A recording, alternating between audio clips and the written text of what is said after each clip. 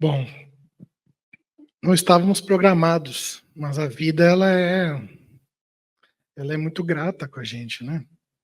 Estávamos programados para nos encontrar, não para conversar publicamente. Então agradeço, Cleide, por mais essa oportunidade. Agradeço o Vitor, agradeço o André, a gente trabalha junto em mais de um processo.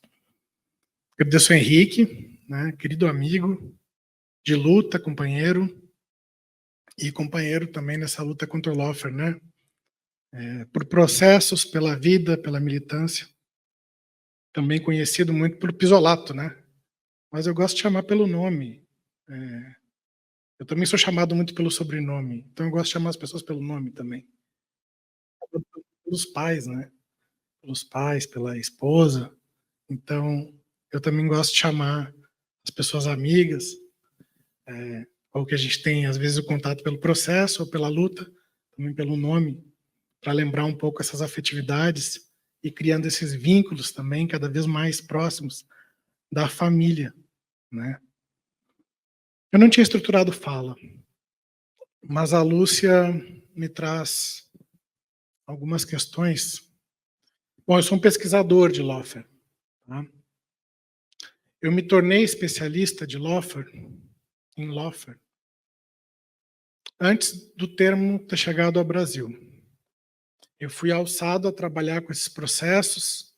A primeira vez que eu pisei em Brasília, eu fui trabalhar com mensalão. Eu já falei isso em entrevista para o nosso instituto, nossa associação, Lawfare Nunca Mais. Muito jovem, compreendendo certo alcance do mensalão, mas desde sempre como processo político.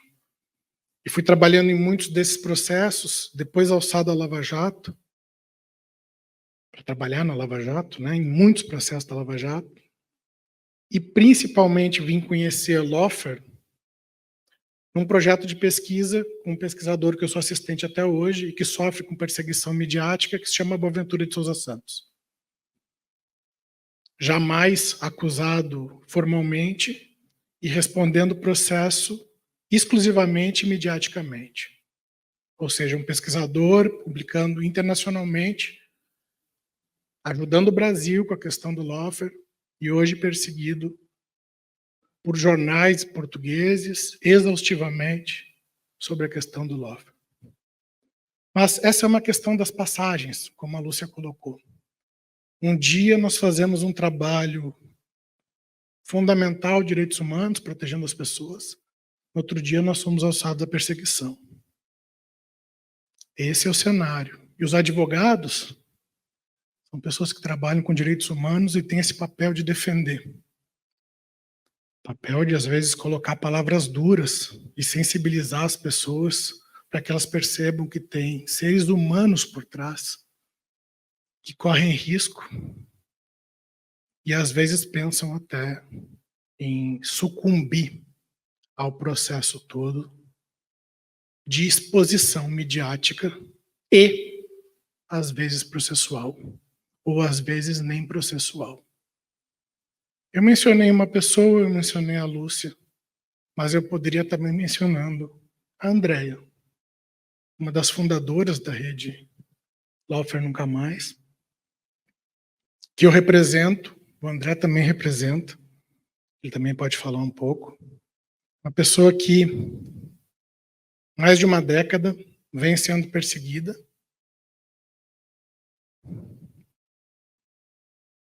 de uma forma completamente injusta, sem nunca ter tido um julgamento de mérito,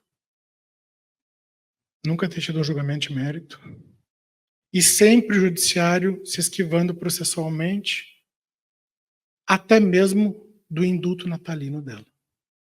Agora, imagine, do indulto natalino, que ela tem todos os requisitos,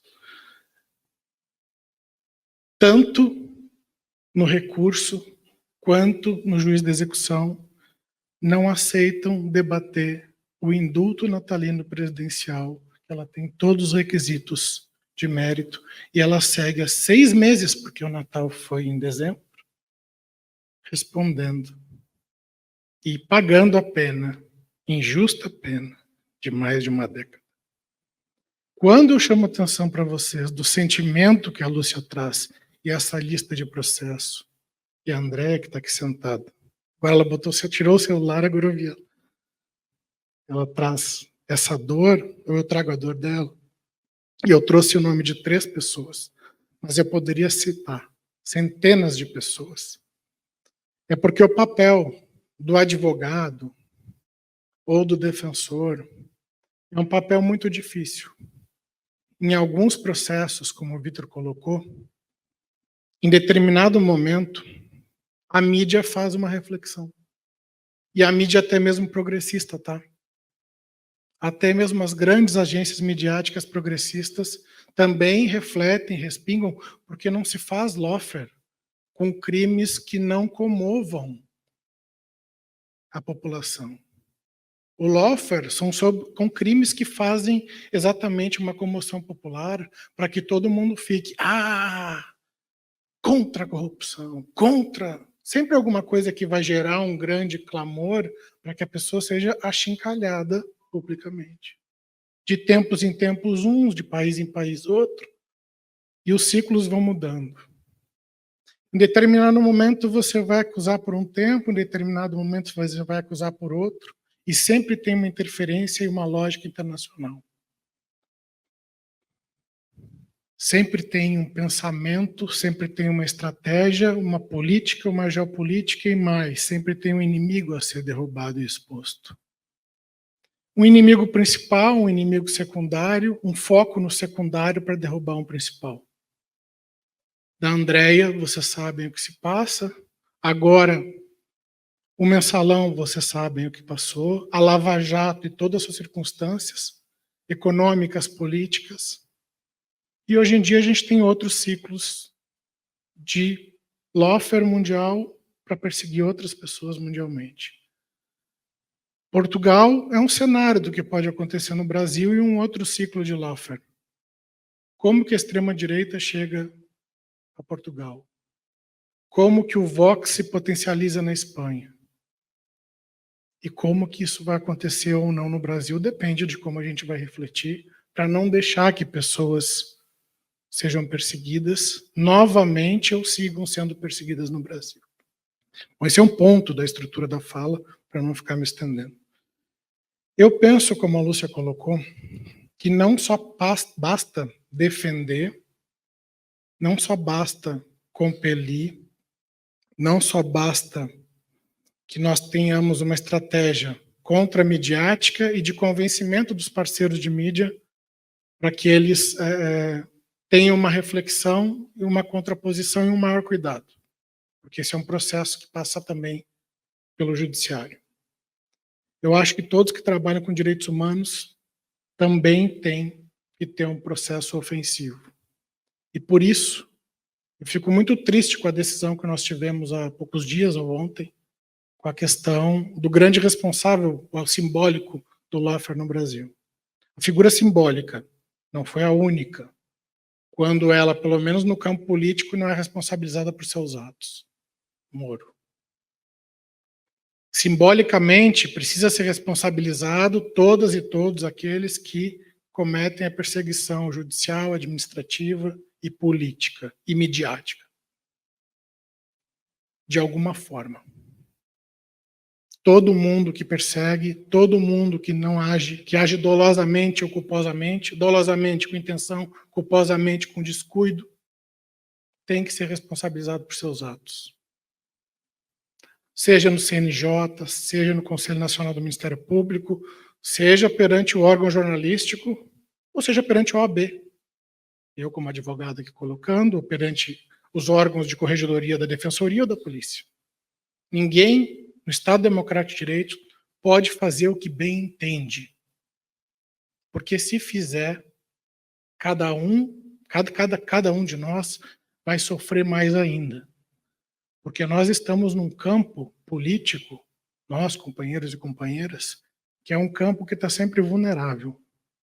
Sempre estamos à margem e à possibilidade de sermos retirados e jogados para a exposição. Como a Lúcia muito bem colocou, eu fiz um trabalho de excelência e durmo tranquila com isso. Mas depois que encerrou o trabalho, eu e meus companheiros e companheiras fomos perseguidos pelo excelente trabalho que fizemos. E é por isso que nós temos que não só defender com excelência, com coração, mas também ter um segundo processo: responsabilizar cada pessoa que agiu dolosa ou culposamente, para que toda e qualquer pessoa que pense amanhã com algo que é suspeito, com algo que não tem uma fonte muito fidedigna, com algo que vai expor uma pessoa a risco de morte, de suicídio, que vai responder 200 processos, Lúcio, essa pessoa pense: eu vou investigar melhor, eu vou pensar melhor nisso, eu vou escutar outras fontes, antes não só de publicar, mas antes de fazer a denúncia, antes de tomar essa medida, porque eu sei que eu posso ser responsabilizado, como aquele, aquela e outro foram, pelos atos que cometeram no passado. Não tinha estruturado a fala, mas é uma reflexão, não só de coração, mas uma análise científica também, política, de vários processos, incontáveis processos que eu já atuei e que eu tenho atuado, e principalmente do sofrimento dos vários amigos e amigas que eu fui construindo ao longo desses processos que eu tenho defendido e podido ajudar nesse 15 anos, 10 anos, com esse processo de lawfare. Muito obrigado.